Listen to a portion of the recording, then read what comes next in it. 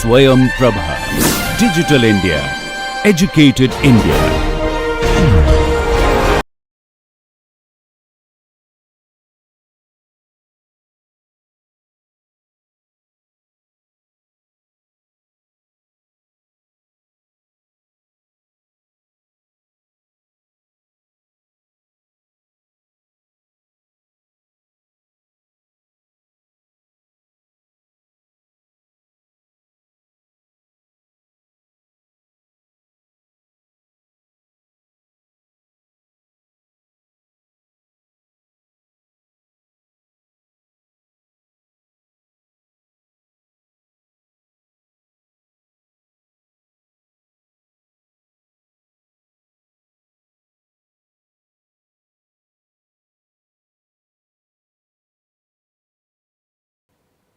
In the previous class, we saw unit protection and system protection and some aspects related to that. Today, we will conclude on the introductory part by discussing attributes of protection, rather desirable attributes of protection, and some other preliminaries before moving on to current transformers next time. So, as you know, any machine or any device will have some reliability characteristics like rates of failure, etc. For relaying, we use a couple of attributes which are desirable and which are used to characterize the reliability of the relaying system, relay or the relaying system. So, these attributes are dependability, security, and reliability itself. Okay. Now, the relay is a unique device in the sense that it is not always in operation. It is installed in the system, and sometimes it may be even months or even years before some fault occurs and the relay is expected to operate. Now, this can have some some repercussions on the way the relay operates, because it is just sitting there waiting for a fault to occur. Waiting for a fault is not the right terminology. It comes into operation when a fault occurs.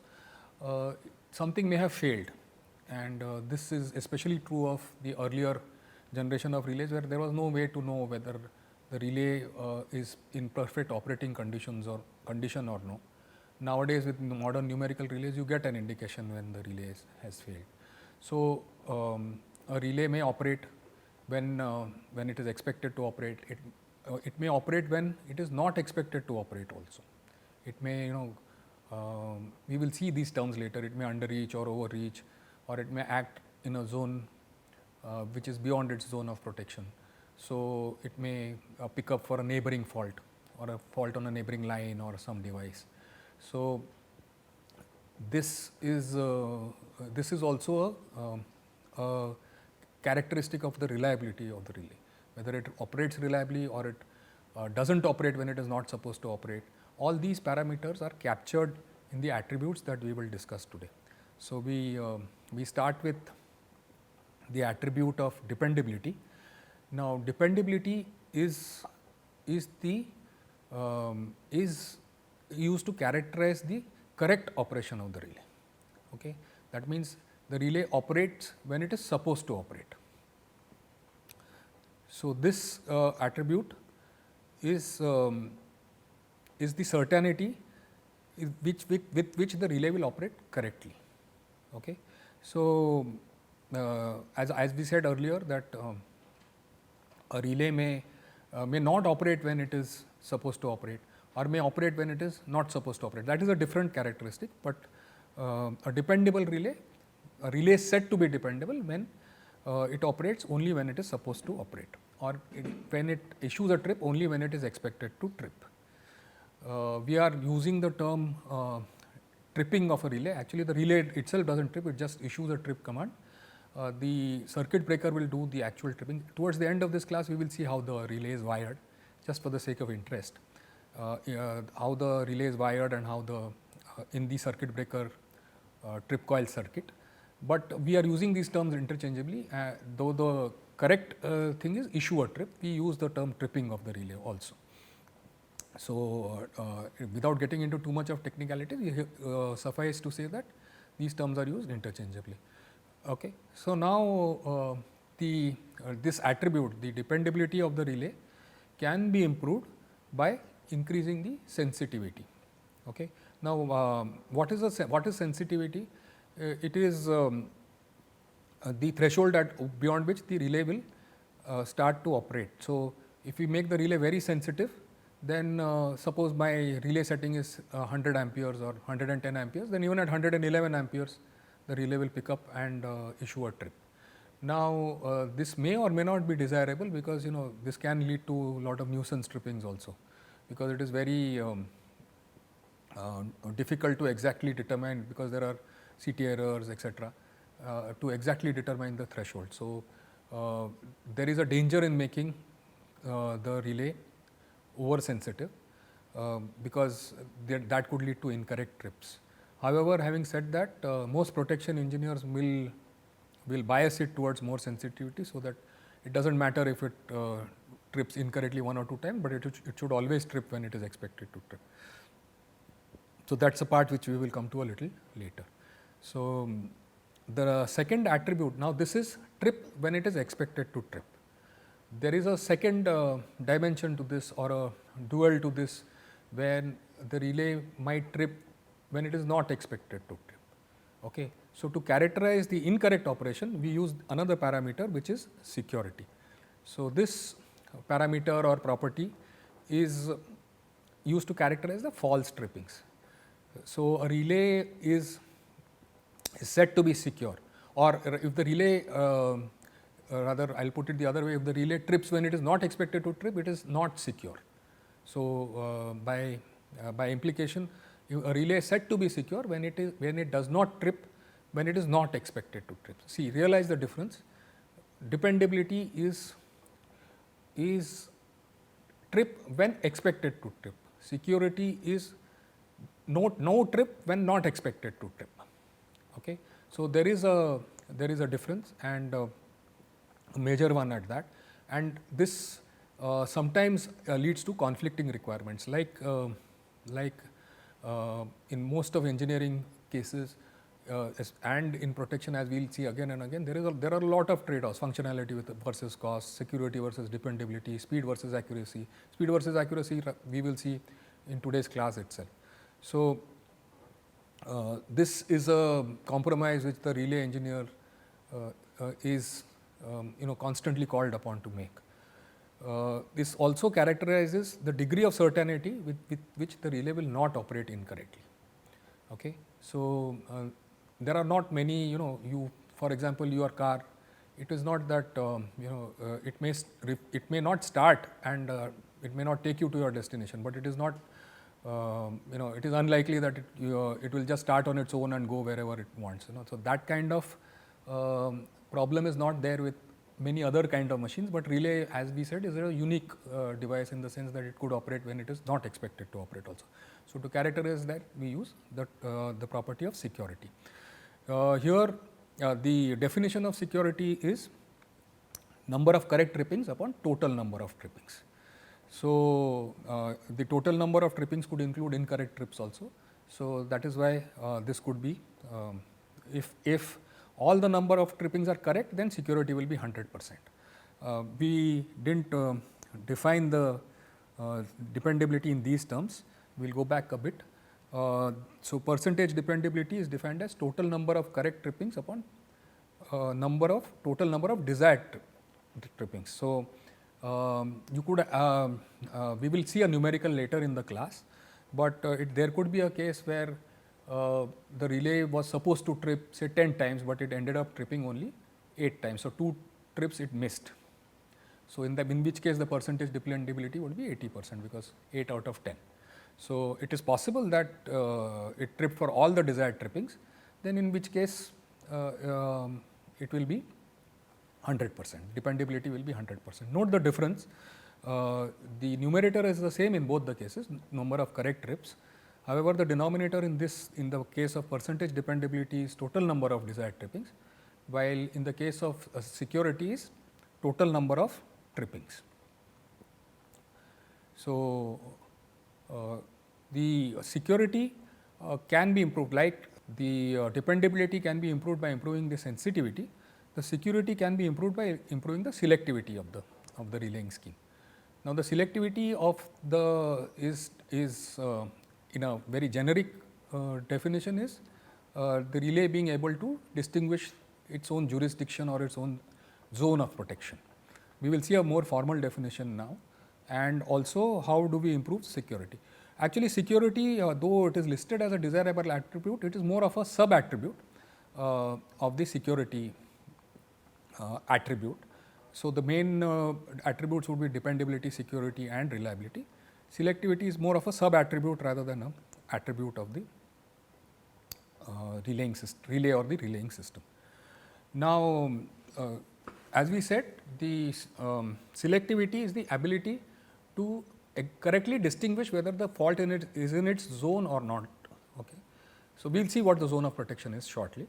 So, in other words, it is the ability of the relay to correctly locate and classify the fault. So, the relay should be able to discriminate whether the fault is in its zone or not. The jurisdiction of the relay is known as the zone of protection. Okay. So, here we will see by example here. If you see the figure here, there are two faults shown, F1 and F2, and there are relays which are R1 and R2. Again, just at the cost of repetition, though the relay is shown as a box here, that is actually the circuit breaker which opens or closes the circuit. The relay does not do that. It only will issue a command to the circuit breaker to either open or to open the circuit. Okay.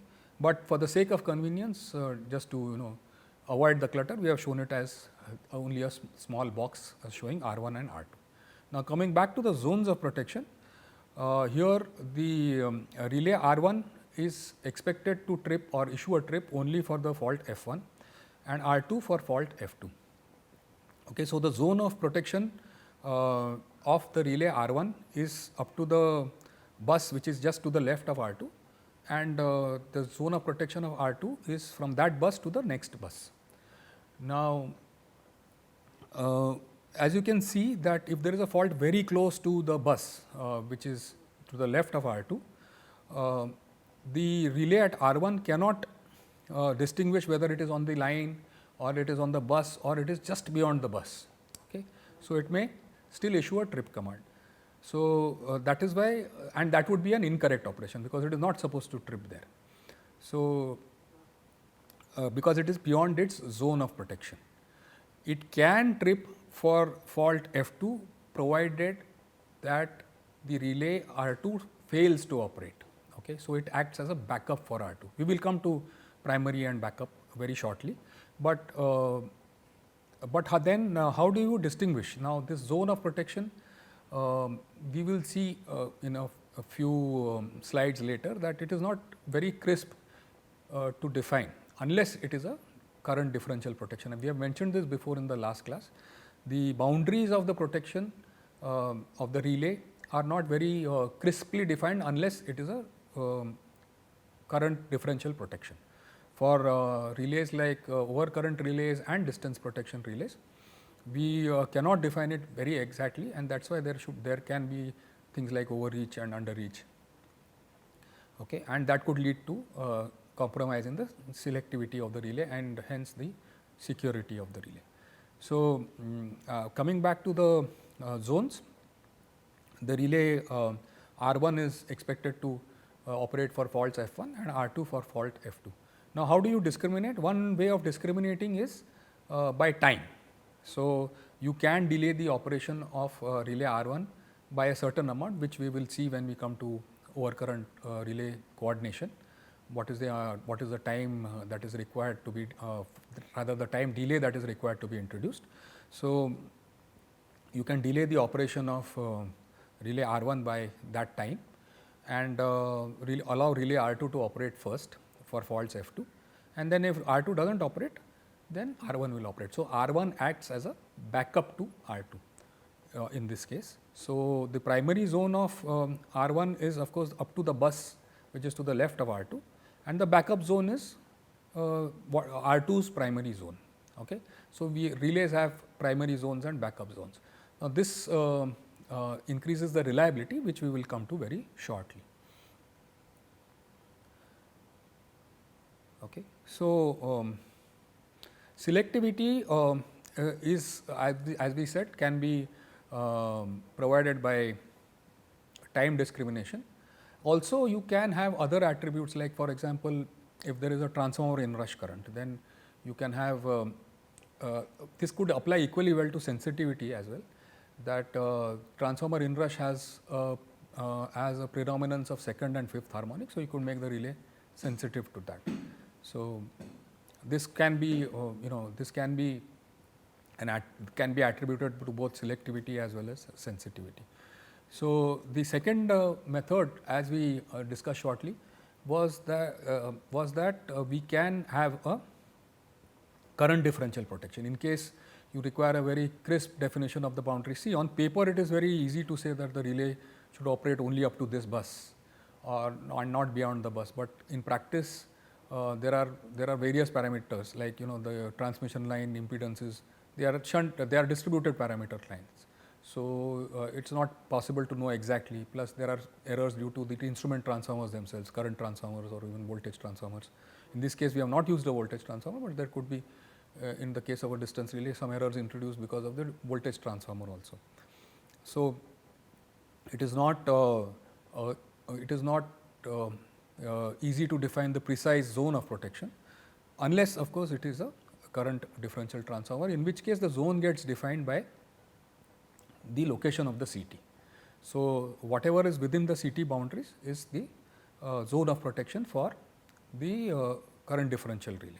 So, in this case the line is protected by a the figure that is on the slide shows that the transmission line or a cable whatever may be the case is being protected by a current differential relay, and this relay will operate only for the fault F1.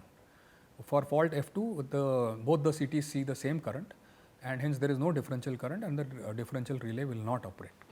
So, the point being made here is that the zone of protection or the boundaries of protection are very crisp, and whatever you see on the paper in this case is what you will get, unlike the current, the overcurrent and the distance protection schemes.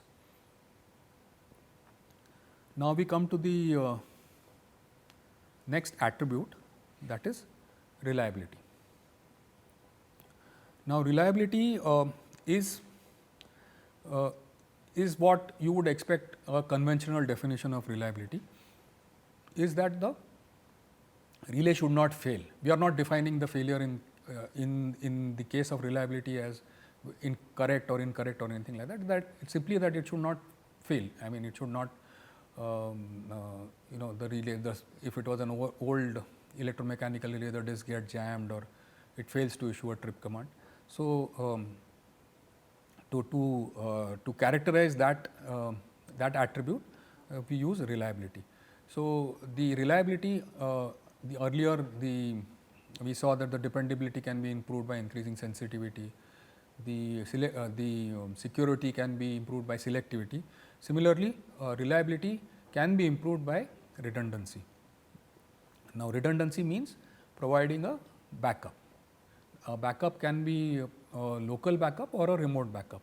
A local backup means you provide a second relay with maybe a different characteristic. If we will see these characteristics when we come to distance relays. If the primary protection relay is a move characteristic, then you provide a quadrilateral characteristic. You try to provide relays from different manufacturers and so on and so forth. There can be various ways of providing redundancy. Also, we saw in the earlier slide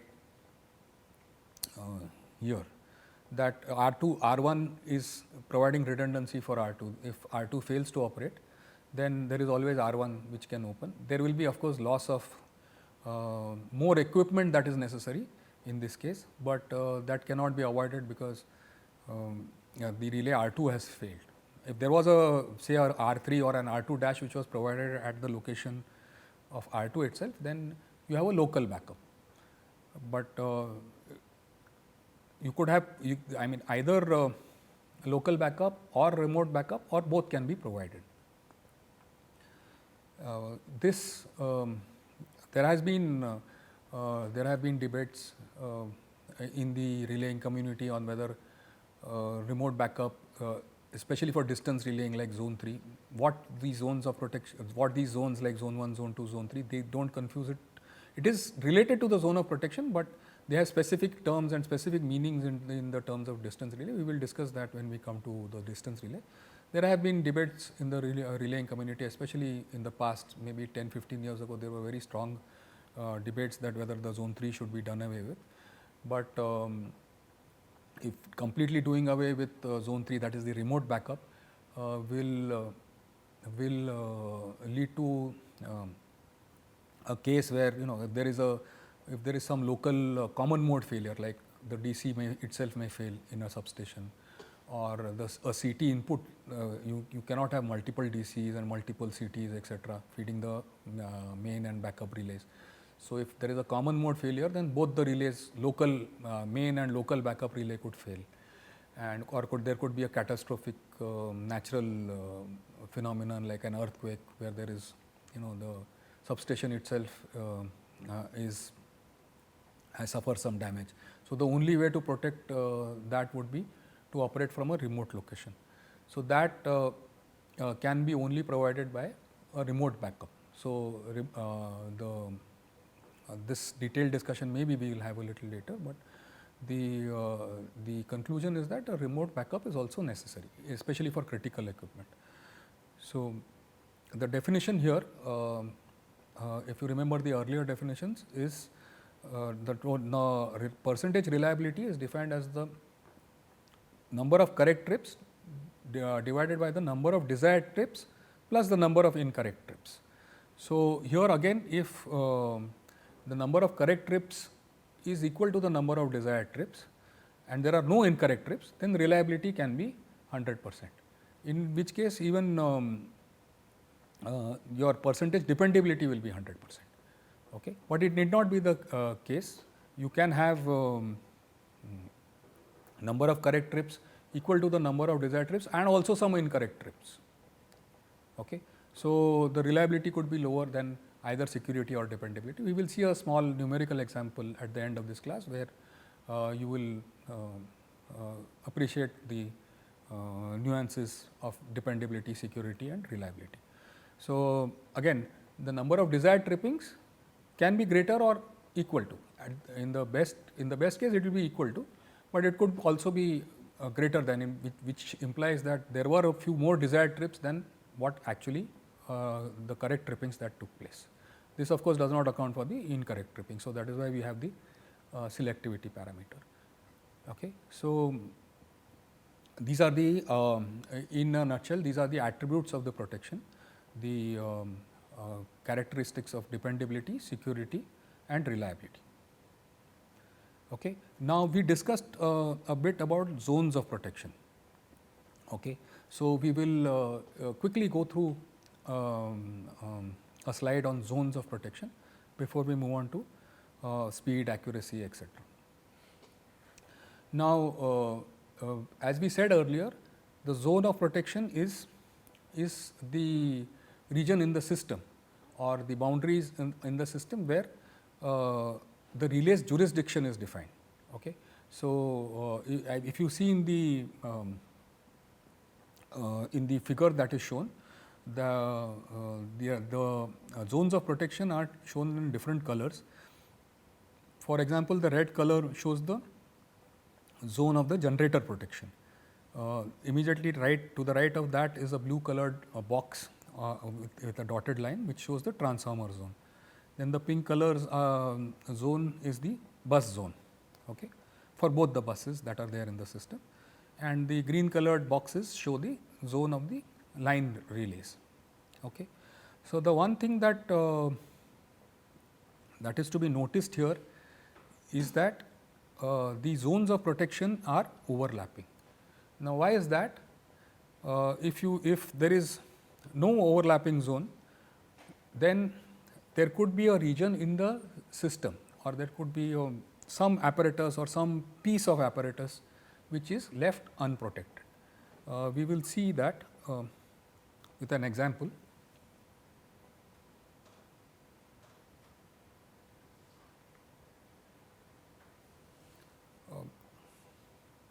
If you take, let us say the previous example only, we will not take all the, I am not drawing the relays here.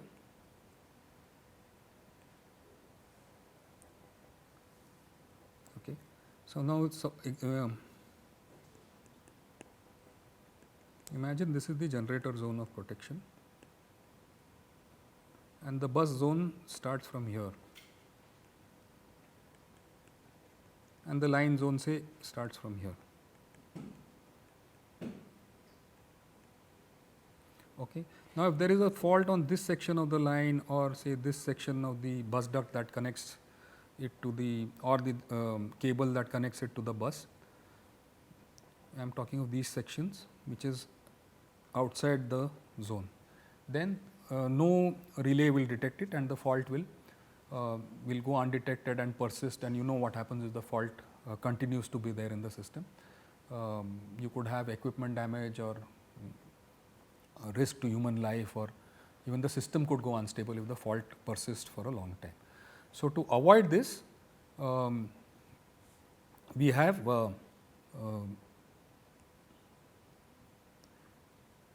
overlapping zones, which means that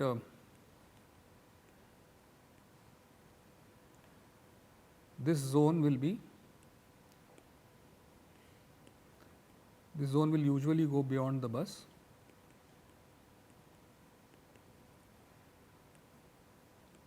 and the bus zone may be something like this. I am not drawing exact because that would require some engineering to do.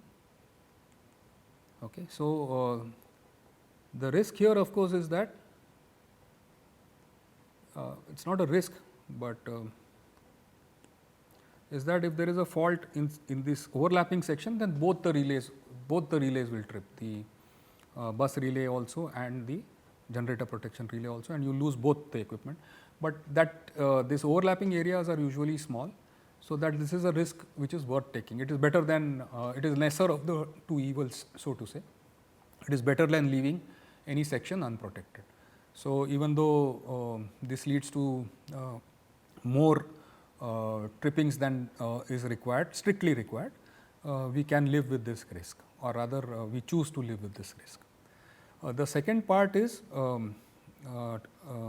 about this overlapping zones is, the zones will usually wrap around a circuit breaker. Now, what happens if they do not? We will just see a small example.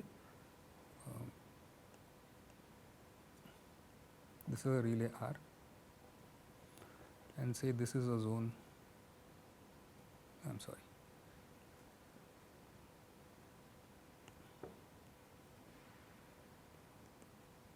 This is the zone of the line, say zone A, and say zone A, and this is the zone of the next line, say zone B. Okay. Now, what happens if there is a fault at this point X? Okay. So, the zones are overlapping. So, the zone A relay, that is R, will see R, and whatever are the zone other relays in the zone will see that fault and open those relays, as well as here the I am sorry, not as well as, what will happen here is that though the relays from the zone A side will open, the fault will still continue to be fed, because there is no breaker here on this side. So, what we will have to do is, these zone A relays, when they trip, will have to hardwire, we will have to hardwire a scheme in which these a trip is sent to the remote end of zone B. So, if there is a relay here, say R, say this is R1 and at the remote end of this line R2, then this relay will also have to be tripped, because otherwise the fault will will persist and would cause related damage. Now, this is not a problem when the fault is on this side of R1. Now, but imagine if the fault is here somewhere in this zone. Now, though this is clearly in zone A, we the opening of relays in zone A would have sufficed to clear this fault. The problem here now is that since we have hardwired the relays in zone B also to trip whenever there is a fault here inside zone A, this will unnecessarily lead to the tripping of R2 also, and the subsequent loss of load on with this bus here. Okay. And in this case it is unnecessary, because there is no feed from the zone B side, because R1 has already opened. So, that is why if this was overlapping around the breaker, then this problem would not have arisen. The thing to note, of course, is that this may sometimes not be possible because of the location of CTs, etc. The CTs may be located only on one side of the breaker, not on either side of the breaker. So, there are some practical issues why this scheme here could be implemented, but then we should be aware of the shortcomings of the scheme. Okay. So, now we move on. These are the zones of protection as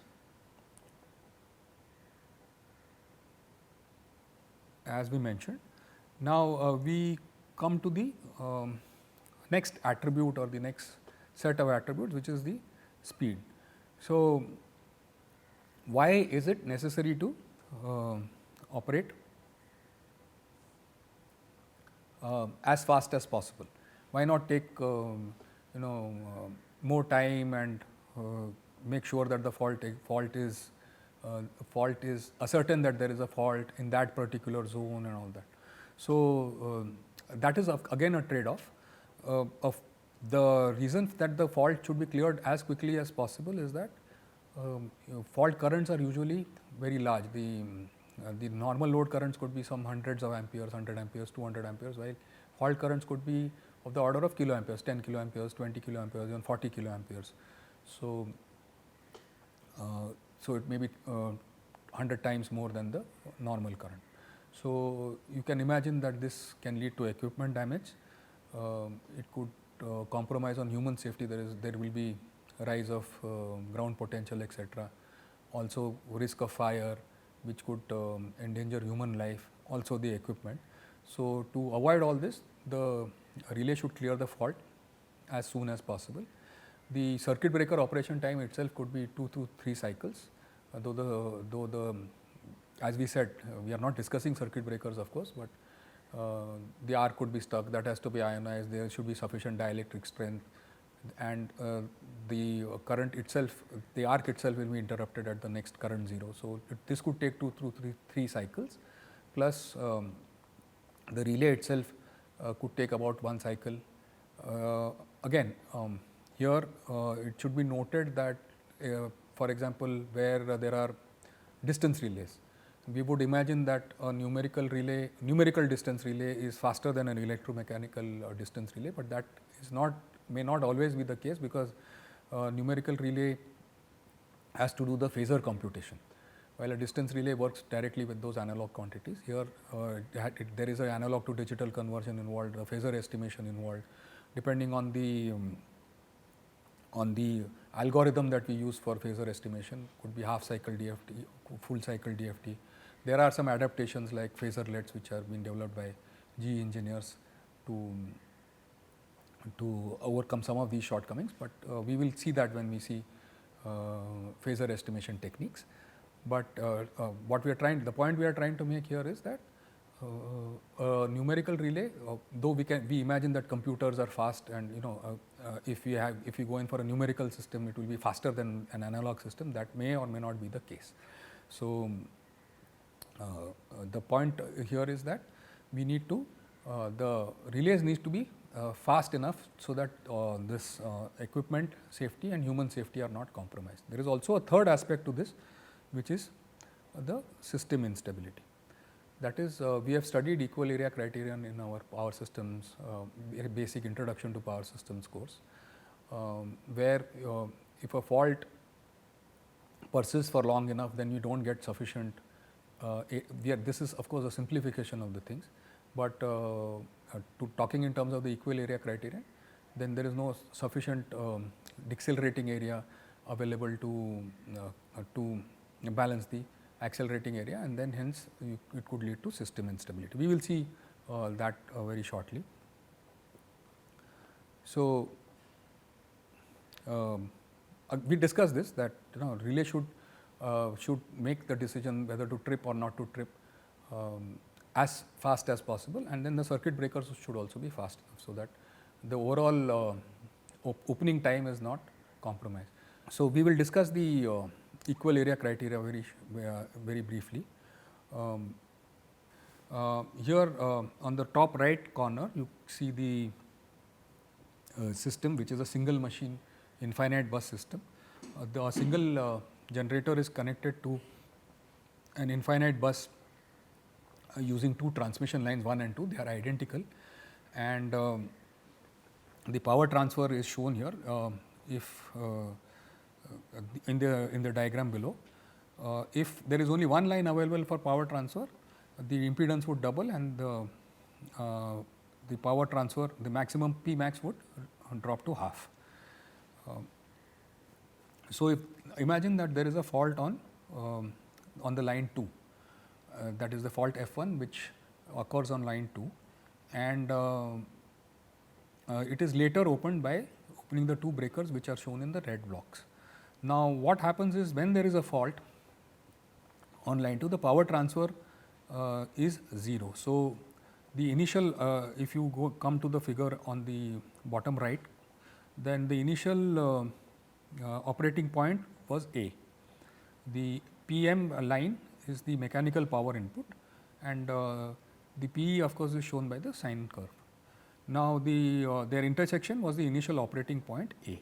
When the fault occurs, there is 0 power transfer between the machine and the bus. So, the operating point drops to B. So, that is the 0 power line, 0 power point. Then since the PM persists, so we are not changing the mechanical input, that could be a steam turbine or a hydro turbine. The mechanical input to the generator is not changed instantaneously. So, that continues. So, that leads to the rotor accelerating. So, since there is PM minus PE, now is there is no PE here, PE goes to 0. So, this d2 delta by d2 causes the rotor angle to accelerate and the rotor angle to increase. So, that the point operating point moves from B to C. This is the increasing delta. Now, at point C, the fault is cleared by the relays by opening the two breakers. Now, there is only one line in service which leads to only half the power transfer. So, that power transfer line is shown by the locus is shown by the pink line. So, the locus now shifts from C to D. Now, what happens is, here the PE is greater than the PM. Okay. So, the d2 delta by dt2 goes to negative. So, there is a decelerating torque on the machine, but however, the delta is still the synchronous speed is still greater. The rotor speed is still greater than the synchronous speed. Okay. So, the omega minus the d delta by dt, which is omega minus omega s, is still positive. So, the rotor continues to accelerate till what point? Till it reaches E. At this point, the d2 delta by dt2 is 0. The d delta by dt is 0, since omega is equal to omega s. However, the PM is still less than the P. So, there is still the decelerating torque on the rotor. So, the rotor will now start falling back. Till what point? till it reaches O here. Now at O, omega is equal to at O, the at point O, the Pm is equal to P. So there is no decelerating power, but still the speed is less than the omega s. So it continues till it reaches F here. Now at F, the Pm minus P is positive, because there is Pm is more than P. So again the rotor will start to accelerate, and it will continue to oscillate between E and F infinitely if there is no damping in the system. However, we know that there is a damping present in the system in the form of mechanical damping with the steam and the blades, also electrical damping, there are resistances in the circuit. So that the oscillations will continue to reduce till it settles at the point O. So the point C here at which the fault is cleared is known as the clearing angle. If notice that if the clearing is delayed, if this area A, B, C, C1 is large, then you may not be able to find the decelerating area D, C1, E, E1 enough to balance it. Then what would happen is the rotor would continue beyond G, and once it goes beyond G, then Pm is anyway greater than P, and then it will continue to accelerate, and then the system stability will be lost, in which case you have to use schemes like islanding etc. to isolate this machine. So the point at which this area A, B, C, C1 is exactly equal to D, C1, E1, E is known, at that point C would be known as the critical clearing angle, and the associated T is known as the critical clearing time. Now this time is of the order of 160, 170 milliseconds for a close-up generator fault. So we have, that is the maximum that you cannot, you should not aim for that, but that is the maximum that time available for you to make sure that all your protection operates properly. So that is why we say that the relay operation should be as fast as possible, maybe one cycle or 1.5 cycle plus 2-3 cycles for the circuit breaker. So 60 to 80 milliseconds, all your protection should operate. So here, this is what we discussed, that if the machine, if the fault clearing is delayed long enough, then the machine would go out of step or lose synchronism, and then it has to be isolated using, we saw some kind of relays, some of those relays like reverse power, under frequency relays etc. That is if the fault clearing goes beyond the critical clearing time. Okay. So here we come to the next sort of conflict, which is the speed versus accuracy conflict. You would appreciate that it is not possible to increase the speed of the relaying in the sense that the decision making of the relay without somehow compromising on the accuracy. We will see the various algorithms that we use for phasor estimation like half cycle, full cycle. We will see the frequency, we will characterize their accuracy in terms of the frequency response, and show that as we increase the speed, like for example, as we go from full cycle to half cycle, the frequency response is worse. So that is how the accuracy itself is compromised. So it's like driving a car fast. So the more you increase the speed, your margin for error reduces, and your chances of accidents and accuracy also reduces. So the same with relaying, and this is again you can increase the speed, but only up to a point, and after that you will lose accuracy to a greater extent than the increase in speed. So also loss of accuracy means that you will have nuisance tripping.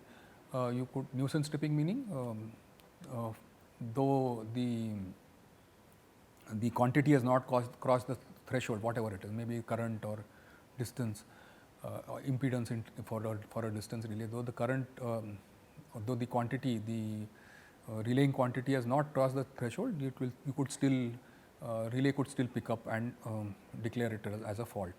So, also it could trip for faults which are outside the zone. That is another way in which the relay could be inaccurate. So, what happens is the high speed relaying, in general, we are making a generic statement here, is less accurate than a slower speed relaying system, because of less information is available. The faster you, the longer you wait, you have more information to process. So, your accuracy could also be increased. So, this is a compromise till how long you wait, how accurate your relaying decision is. This is a compromise which a relaying engineer has to constantly make. These are, I mean, this is nothing to be afraid of. These are just things to be kept in mind when we design our relaying systems. Okay.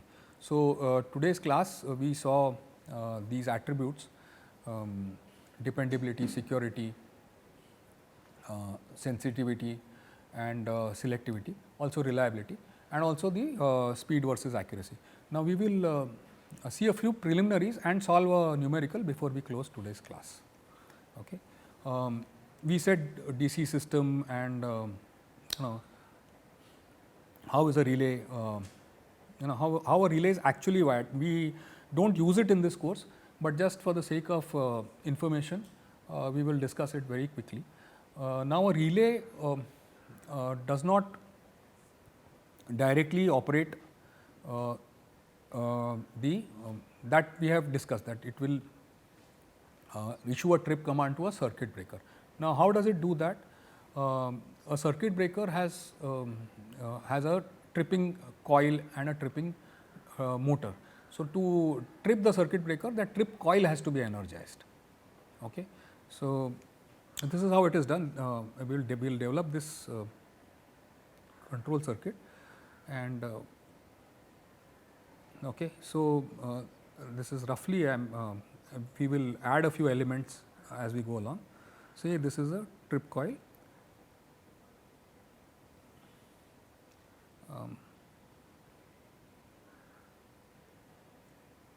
and this is a relay contact.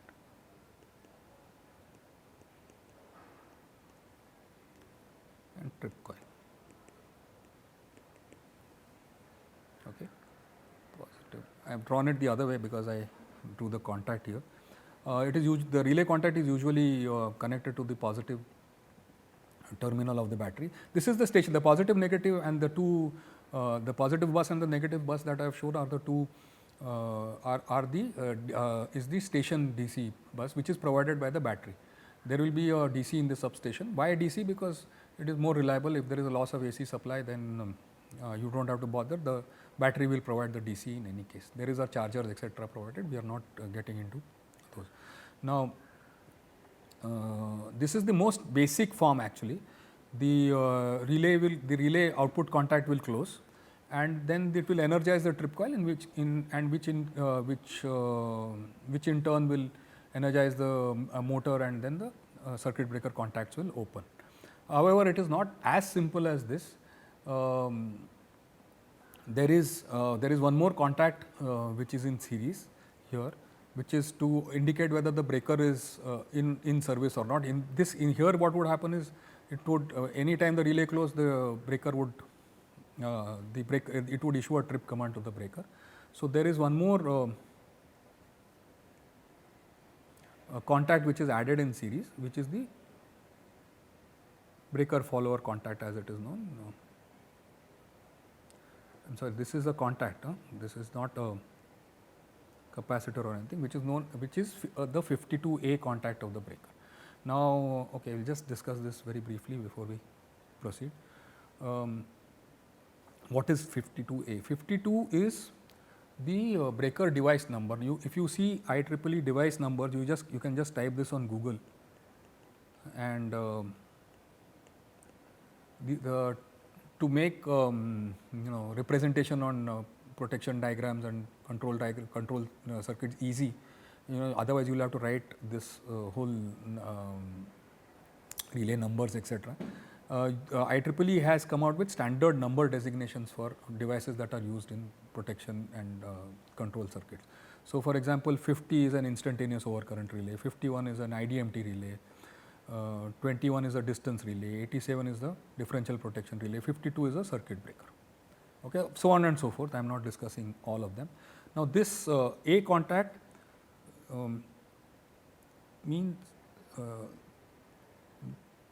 this is a 52A contact, this is a 52B contact. This shows an off the shelf, this is an open contact, this is a closed contact. Now, this will this 52A will be closed when the breaker is closed and open when the breaker is open. 52B on the other hand is exactly the opposite. That is why it is shown closed here. It will be open when the breaker is closed and closed when the breaker is open. So, this shows the contacts in the de-energized condition. So, here you will have a 52A contact. Now, this will ensure that only when the breaker is closed that this circuit comes into operation. Now, you can imagine that this trip coil current will be inductive and these relay contacts are very delicate. Okay. So, to protect the relay contacts, what is usually done is you will have a seal-in contact which is in parallel, which are more heavier duty contacts which are there in the control circuit, and this will come into operation when the trip coil is when the trip circuit is energized, and to energize that you will have what is known as a seal-in coil. Okay. So, when what happens is when say the circuit breaker is closed, so 52A is closed, the relay senses a fault, the relay contacts will close, the trip coil current will flow, also the current will flow in the seal-in coil, and these contacts here will close and take over the duty of opening the current from the relay contacts. There is one more coil which is provided in series, which is known as the target coil. Now, earlier there was no way to know when the relay is operated or not. Now, of course, you have LED indications and all that. So, to indicate that the relay has indeed closed, we had what is known as a target. It was a kind of a semaphore flag which was there on the front of the relay.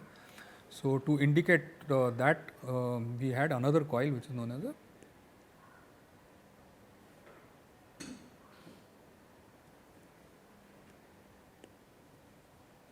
So, this is the target and this is the 52 TC, that is the trip coil. So, this completes our control circuit for the relay. Now, we will not get back to this, we are not using this in the course anymore. We will solve a numerical now with the security dependability attribute, so that the concepts are clear in our mind. Okay, so, I will write down the numerical and we will solve it together. Okay, so, performance of an overcurrent relay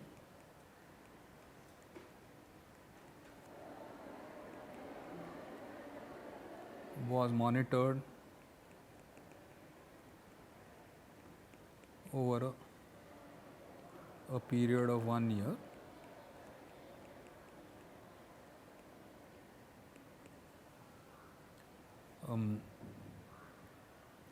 The relay, it was found that the relay, I will write it down.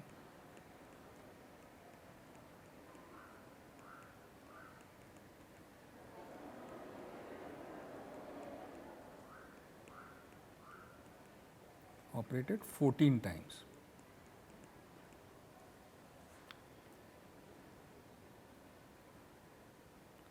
Okay. Now, note that the total operations are 14 times, out of which 12 were correct operations or correct trips. Okay. So, further it states that if the relay failed to issue a trip 3 times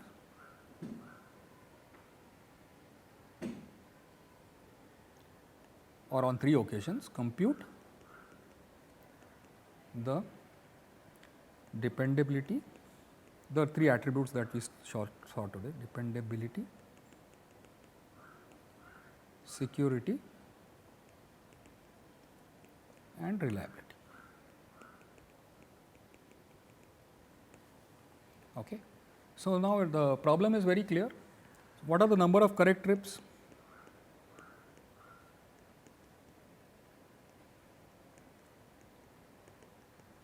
Equal to 12. Okay. It did not issue a trip 3 times. So, these were desired trips. Okay. So, what are the number of desired trips?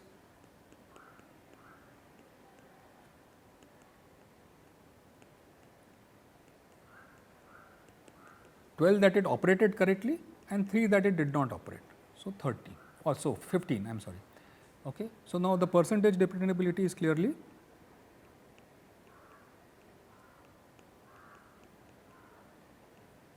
is 12 by 15 into 100, which is 80%.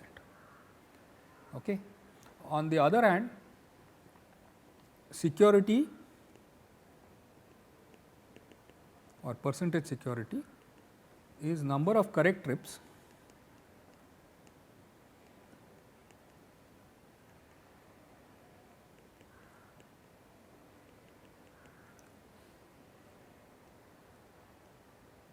upon total number of trips.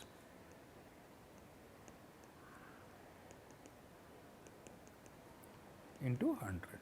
So, this is 12 by 40 into 100, which is something like 85.7%. Okay. And the last parameter, percentage reliability,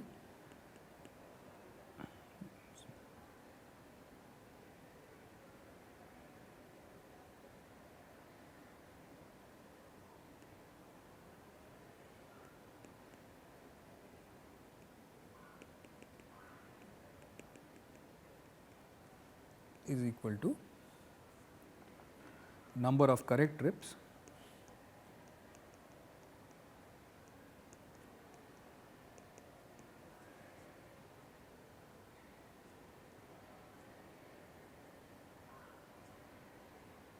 upon number of desired trips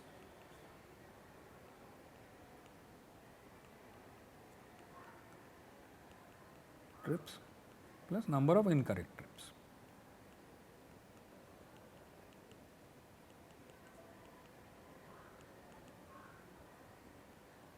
Into 100, of course.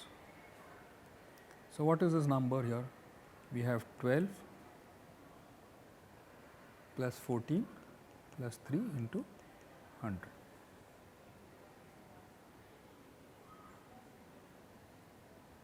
I am sorry, this should be no, incorrect trips was 2. This is incorrect actually. It should be 12 by total number of desired trips was 15 and incorrect trips were 2, because 14 trips and 12 were correct. So, incorrect trips is 2. So, we have 12 by 17 into 100, which is about 70.6%.